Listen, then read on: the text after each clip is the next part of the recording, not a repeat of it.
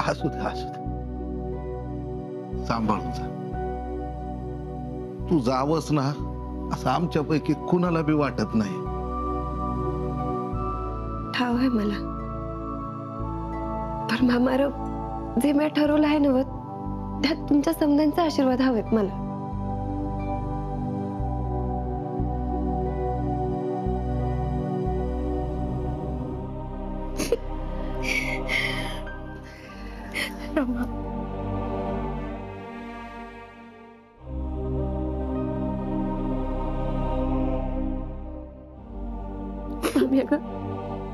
आता जाता जाता बी रडवणार आहेस मी मला. नुसतंच आपलं नाही म्हणतेस, रडणं कुठे थांबते तुझं. आम्ही रडू नकोस ना, नाहीतर तुला माहिती मी अभि रडायला लागेन म्हणून. हसत हसत निरोप घ्यायचा आहे ग मला. तुला काय हसत हसत निरोप नाही देता येणार आहे, तेवढं नको सांगू मला.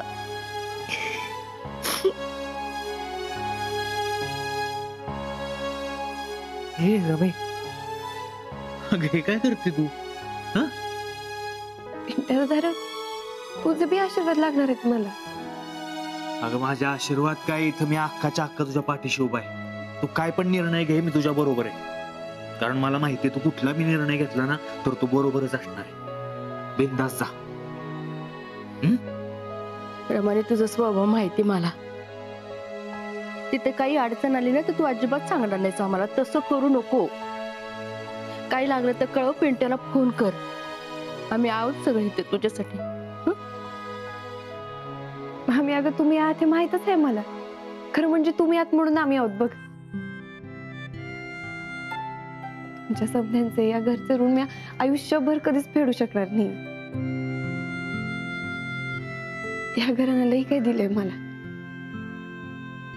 चिंगी आणि मी आता उघड्यावर पडलो होतो ग, पण तेव्हा तुम्ही आम्हाला सावरलं. तुम्ही आम्हाला आधार दिला, उभं केलं आम्हाला.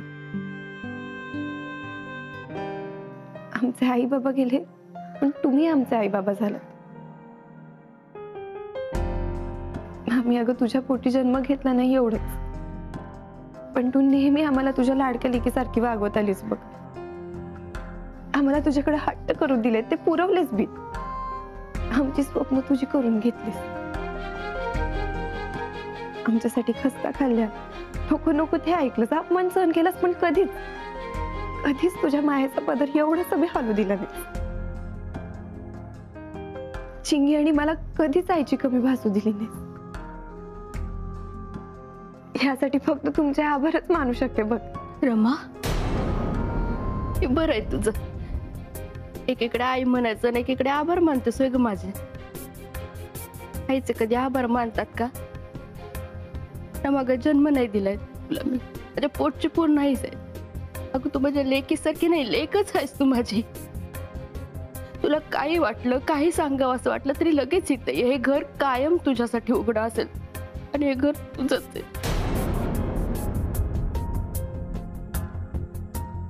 येते मी टॅक्सी सांगितली आहे माझ्या मित्राची, ती सोडेल तुला तिथपर्यंत.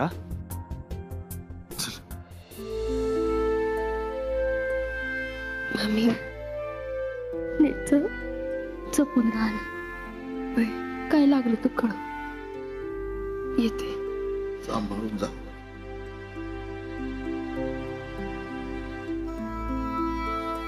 एक एक करून सगळ्या पुरी निघून केलं की एकटेच राहिलो आपण.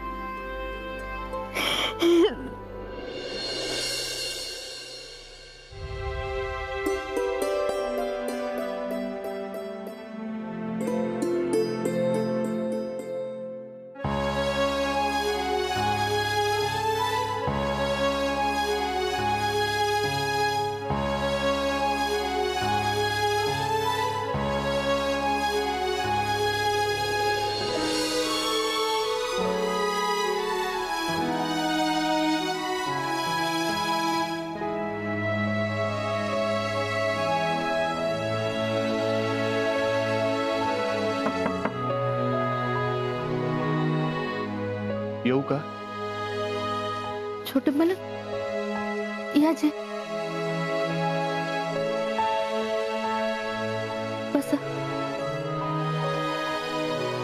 मला रमायांना भेटायचं होतं. मी खास त्यांना भेटायला आलोय. खासरा मला भेटायला आले तुम्ही? त्या अपशकुनी पोरीला भेटायचं तुम्हाला का? नाही नको छोटे मालक, त्या अपशकुनी पोरीला भेटू नका तुम्ही. आता पुन्हा तुमच्या आयुष्यात काहीतरी व्हायचं आणि सरला मावशी, काय बोलताय तुम्ही? रमा आणि अपशकुनी? होय, हो अपशकुनीच आहे ती. तुमच्या वडिलांनी रावसाहेबांनी खूप सन्मान केलाय तिचा, ती अपशकुनी आहे म्हणून. नको नको ते बोलले तिला, आणि म्हणून रमाने तुमच्या आयुष्यातनं निघून जाण्याचा निर्णय घेतला.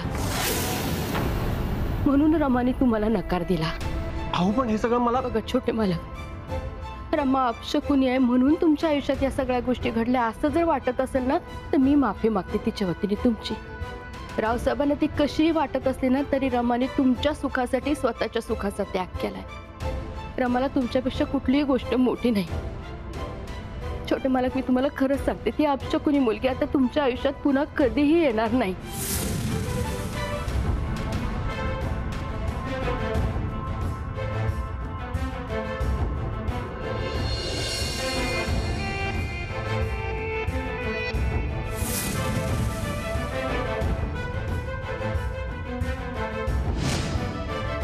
ह्या नात्याचं पुढे काय बी होऊ शकत नाही. तुमच्या वडिलांनी रावसाहेबांनी खूप सन्मान केलाय तिचा, ती अपशकुनी आहे म्हणून.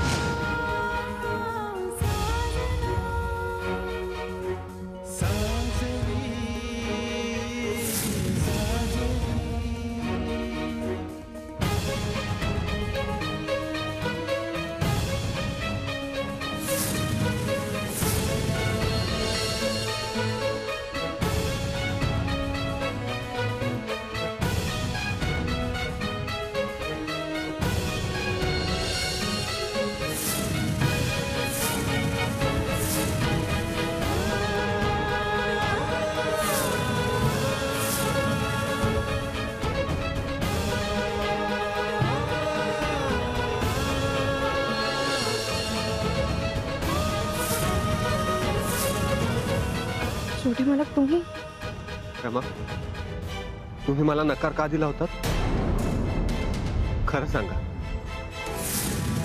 रमा, मी तुम्हाला विचारतोय, तुम्ही मला नकार का दिला होता? जे घडायचं होतं ते घडून गेले ना आता.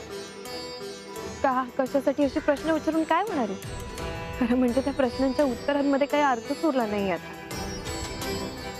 मला नाही चर्चा करायची त्या. तुम्हाला माझी शपथ आहे रमा. हे मला कहो तुम्ही. त्यामागचं कारण मला कळलंय, पण मला तुमच्या तोंडून ऐकायचंय. रमा, तुम्हाला मी माझी शपथ घातलीये. तुम्ही वारली म्हणून आपला साखरपुडा होऊ शकला नाही, पण त्यानंतर मी आपला साखरपुडा व्हावा असं रावसाहेबांना कधी वाटतच नव्हतं. कारण मी अपशकुनी असं वाटतं त्यांना. माझे आई बाबा गेले ते बी माझ्याचमुळे. तेजूताईंवर हल्ला झाला, तुमच्यावर संकट आली, रावसाहेबांची चौकशी झाली, हे समजा माझ्यामुळे घडलं कारण मी त्या घरात आले. अहो एवढंच काय, तर साखरपुड्याच्या दिवशी आमची सुमी वारली ते मी माझ्याचमुळे. कारण मी आज अपशकुनी आहे ना. माझ्यासारख्या मुलीशी तुमचं लग्न झालं तर तुमचा बी जीव धोक्यात येऊ शकतो असं वाटते त्यांना. आणि तुम्हाला काय वाटतं रमा? रावसाहेब जे काय म्हणतात त्यातले 1% जरी खरं असं नव्हे तरी मी माझ्यामुळे तुम्हाला त्रास होऊ शकतो, आणि माझ्यामुळे तुमच्या आयुष्यात काय वाईट होईल असं नव्हे मला. म्हणूनच तुमच्या आयुष्यातून दूर निघून जाते मी. जाऊ द्या मला. रमा,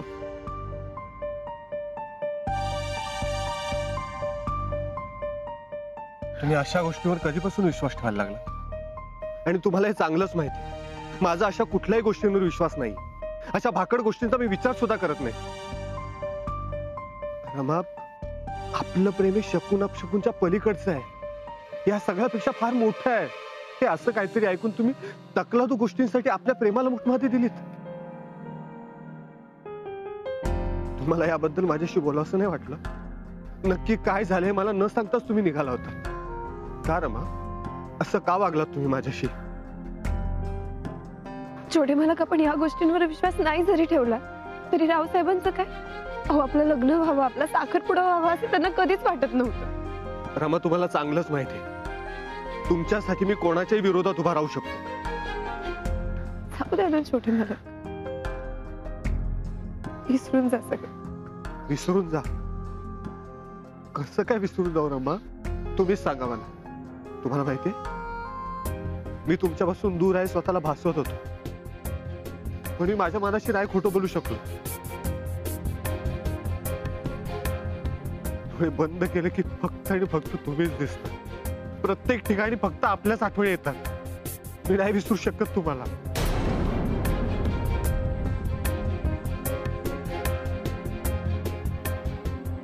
रमा, मला बाकी काही माहित नाही. माझ्या शेवटच्या श्वासापर्यंत तुम्ही माझ्या सोबत आहात. मी माझ्या मनाची खोटी समजूत नाही काढू शकत.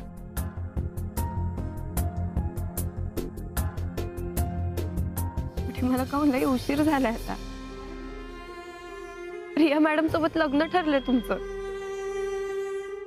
आणि लई चांगल्या आहेत होत्या. सुखी व्हाल तुम्ही त्यांच्यासोबत. त्यांचं ठरलंय तसं घडू देत की.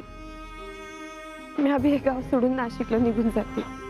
तुम्ही बी तुमच्या सुखाचा संसार मांडला, आणि माझ्या मनात तुमच्याबद्दल, तुमच्या कुटुंबाबद्दल कुठला बी आकच राहणार नाही.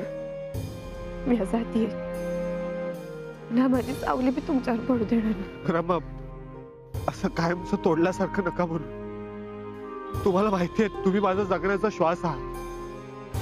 तुमच्याशिवाय जगणं नाही जमणार मला. काही छोटे मला काही गोष्टी जमाव्या लागणार आहेत आता. असं भरलेल्या डोळ्यांनी मला निरोप देऊ नका. मी जाते, तुम्ही बी परत जा. पण मला एक वचन द्या, स्वतःच्या जीवाला काय बी त्रास करून घेणार नाही तुम्ही. आपण चांगल्या मनाने एकमेकांपासून दूर होऊया. तुम्ही बी तुमच्या आयुष्यात सुखी व्हा, आणि मी अभि माझ्या आयुष्याची नवी सुरुवात करते.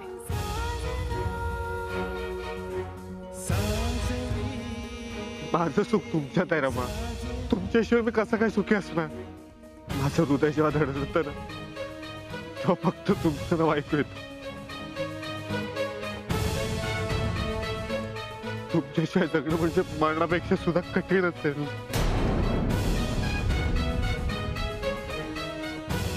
नाही रमा, मला तुमची साथ हवी आयुष्यभरासाठी.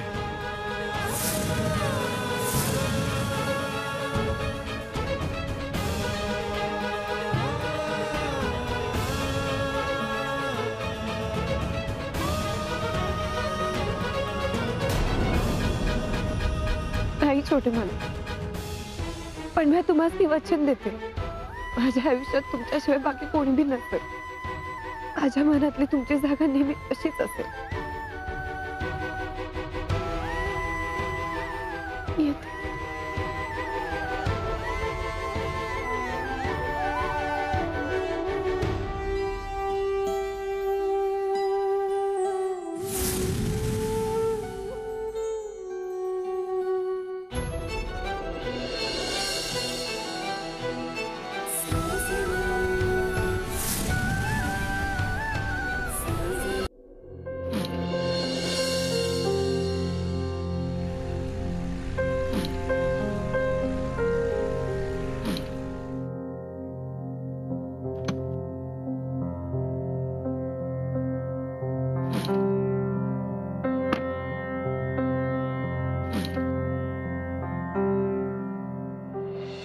रस्त्यातच गॅरेज थाटलंय काय? लोकांनी यायचं जायचं कुठनं? काय रस्ता का तुझ्या बापाचा आहे काय? हो रावसाहेब, बापाचं नाव काढायची काय गरज नाही, सांगून ठेवतो. गाडी बाजूला घेणारच होतो मी. मला काय हौस नाही तुमची वाट अडवायची. जशी तुम्हाला लोकांच्या आयुष्याची वाट अडवायची, त्यांच्या आयुष्याची वाट लावायची हौस आहे, तशी आम्हाला नाही हौस. तुमच्यामुळे माझ्या बहिणीच्या आयुष्याची वाट लागली. झालं बोलून? एवढा वेळ तुझ्याशी बोलतोय ना, इतका वेळ पण द्यायची तुझी लायकी नाही, समजलंस ना? हे अख्खं गाव आहे ना माझ्यामुळे चालतं. त्या रस्त्यावर तू उभा आहेस ना, असे कितीतरी रस्ते माझ्यामुळे आहेत या गावचे. तुला चिरडून टाकायला एवढाच वेळ पण लागणार नाही, मला लक्षात ठेव. हो रावसाहेब जाधव, या असल्या धमक्या आहेत ना तुमच्या कार्यकर्त्यांना द्यायच्या. आणि तुम्हाला काय करायचं ना ते करा. काय करणार आहे तुम्ही? जाळून टाकाल ना, मारून टाकाल ना? जे करायचं ना बिनधास्त करा, आता जीवाची पर्वा नाही आम्हाला आमच्या. तर पण आमच्या आयुष्याची काय वाट लावायची बाकी ठेवली तुम्ही? आम्ही आमचं मरण हे असं हातावर घेऊन फिरतोय. मरणाशिवाय दुसरी काय अपेक्षाच नाही आता. तुम्हाला सांगू का, जो माणूस स्वतःच्या मुलाचं काही चांगलं नाही करू शकला तो लोकांसाठी काय चांगलं करणार हो? तुमच्याकडून दुसऱ्या काहीच अपेक्षा नाहीत आम्हाला. तुम्ही नेते असाल तिकडे मुंबईत, दिल्लीत, तिथं आमच्या गल्लीत काही किंमत नाही तुमची. जा, तुम्हाला जे करायचंय ना ते करा. पण एक सांगून ठेवतो, जो माणूस अशी दुसऱ्यांची चुका हिरावून घेतो ना तो स्वतः कधीच चुकी होऊ शकत नाही.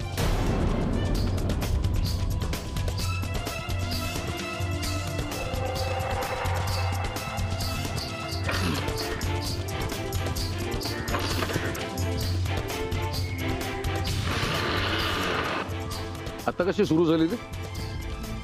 परत जर माझ्या गाडी समोर तुझी गाडी आली, गाडी थांबवणार नाही, तुझ्या वरना घेऊन जाईल. येतो.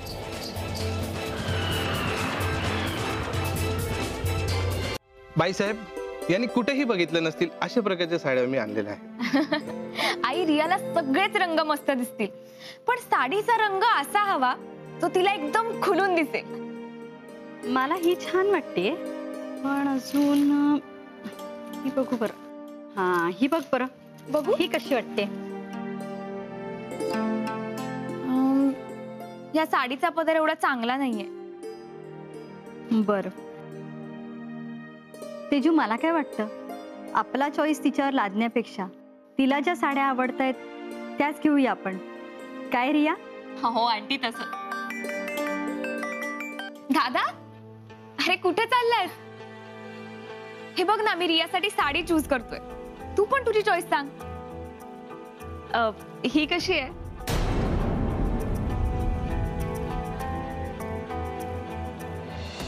दादा, अरे सांग ना,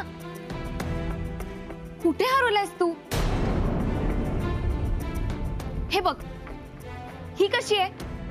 सगळ्यात छान आहेत. अरे सगळ्यात छान आहेत काय? तुला कुठली आवडते ते सांग ना, ती घेऊया आपण रियासाठी.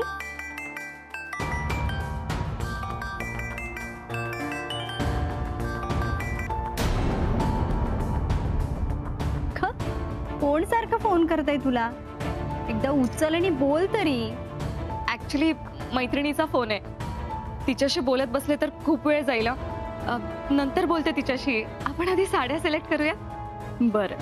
दादा, अरे सांगतोयस ना, कुठली साडी आवडली तुला? सांगितलं ना, सगळ्यात छान आहेत.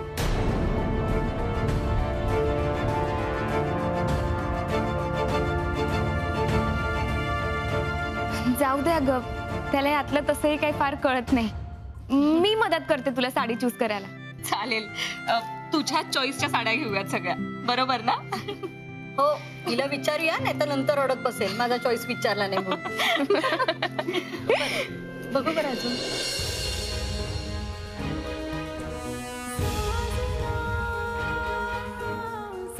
ते असं काहीतरी ऐकून तुम्ही तकलादू गोष्टींसाठी आपल्या प्रेमाला मुखमाती दिलीत. मला याबद्दल माझ्याशी बोलावंसं नाही वाटलं. नक्की काय झालंय मला न सांगताच तुम्ही निघाला होता. असं कायमचं तोडल्यासारखं नका म्हणून. तुम्हाला माहितीये, तुम्ही माझा जगण्याचा श्वास आहात.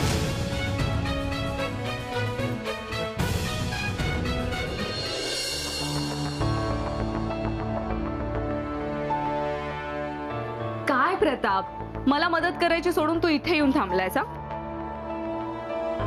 मदत? हो, अरे मी खूप कन्फ्युज झाले इतक्या सगळ्या साड्या बघून. आणि त्यात आंटी आणि तेजूने काही साड्या शॉर्टलिस्ट केल्या आहेत, पण त्या सगळ्याच इतक्या सुंदर आहेत ना की नाही कळत आहे मला काय करावं ते. सो तू मला यातून एक बेस्ट साडी निवडण्यासाठी मदत कर. सांग ना, कुठली साडी नेसू? एंगेजमेंटला सगळ्यात सुंदर साडी कुठली? तू म्हणशील तीच नेसेल. मी मगाशीच सांगितलं ना, सगळ्यात साड्या चांगल्या आहेत. तुम्हाला हवी ती सिलेक्ट करा. सांग ना प्रताप, प्लीज. मला नाही कळत आहे. जोपर्यंत तू सांगणार नाहीस ना, तोपर्यंत मी या रूम मधून बाहेर जाणार नाही. मी सांगितलं ना. नाही सांगितलं. आता मी 3 मोजायच्या आत तू मला सांगणार आहेस, ओके? 1 2 3 प्रताप मी प्लीज तुम्हाला सांगितलं ना रमा, सगळ्या साड्या चांगल्या आहेत म्हणून. तुम्हाला हवी ती सिलेक्ट करा.